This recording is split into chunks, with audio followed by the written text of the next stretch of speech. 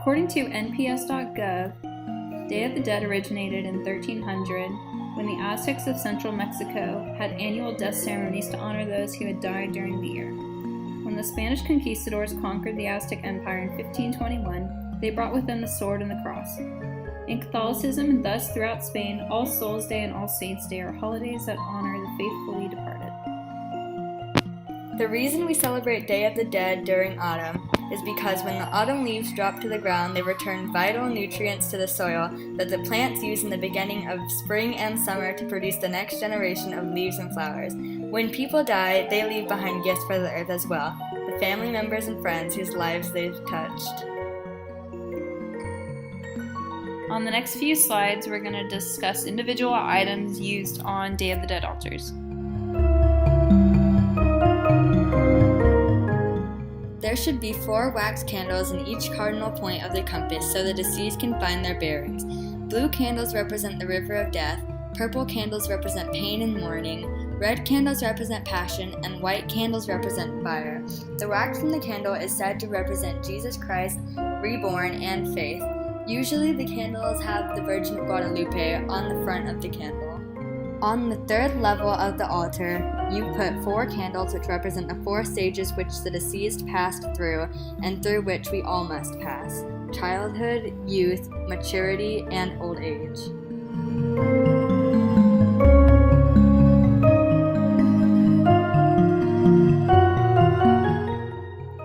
Perforated paper is a decorative craft made out of paper cut into elaborate designs. They are commonly displayed for both secular and religious occasions such as Easter, Christmas, the Day of the Dead, as well as during weddings, quinceañeras, baptisms, and christenings. In Mexico, papel picado is especially incorporated into altars during Day of the Dead. All different colors are used for these crafts, and they're usually crafted showing skeletons doing crazy things like riding bikes, sitting on tombs, and classic designs of the Catrina, ofrenda, and skulls. According to MexicanSugarskull.com, sugar art was brought to the New World by Italian missionaries in the 17th century. Sugar skulls represented a departed soul, had the name written on the forehead, and was placed on the home gravestone to honor the return of a particular spirit. Sugar skull art reflects the folk art style of big happy smiles, colorful icing, and sparkly tin and glittery adornments. Mexico, abundant in sugar production and too poor to buy fancy imported European church decorations, learned quickly from the friars how to make sugar art for their religious festivals.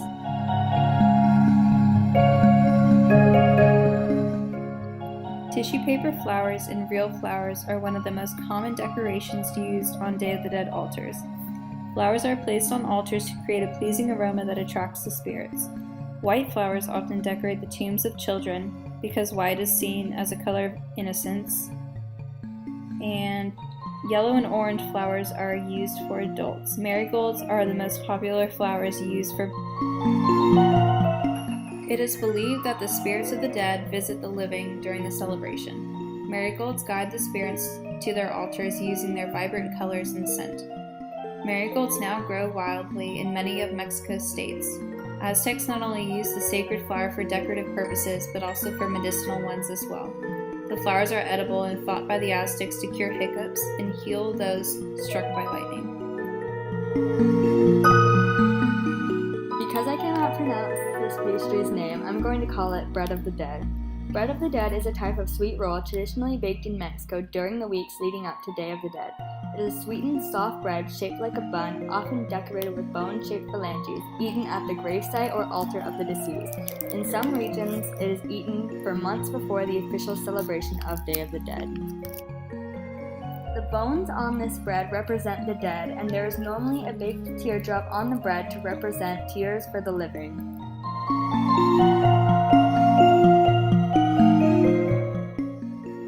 According to archiveascentral.com, a bar of soap, towel, bowl of water, and other grooming items are traditionally left at the altar with the belief that the dead have been on a long journey and would like to refresh themselves. The spirit can use these items to clean up with after the long journey back to the physical plane.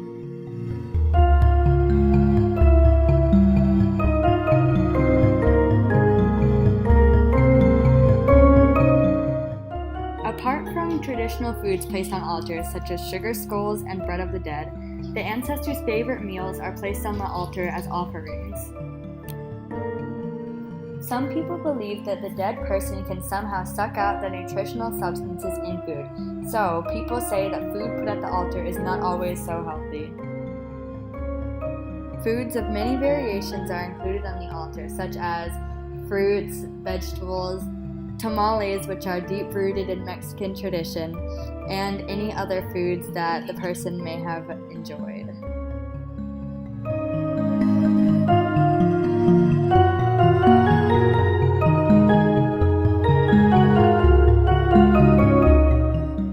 A bottle of tequila and the favorite food of the deceased is put on the altar so that they can remember the good times. If you can see in the picture, salt is shown, and apart from the fact that you would use it to take shots, salt is also a symbol of the continuation of life after death.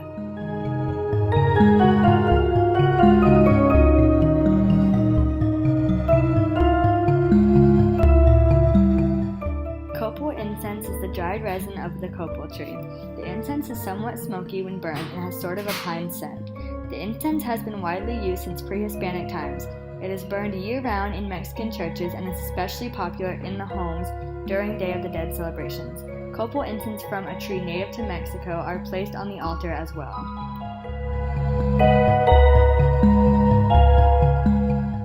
Being from the United States, death is not something that is typically celebrated here.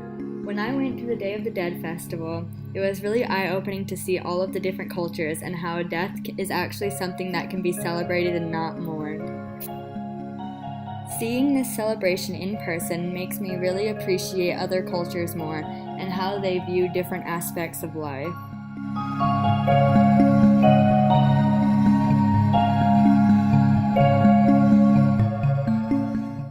When I went to the Day of the Dead festival downtown, I got to experience how these altars are shown in person and honor different famous people that we know, as well as musicians that have died in the past. And it was really eye-opening to experience it in person rather than just in a textbook. The lights around the altars are used to show the loved ones back to their homes.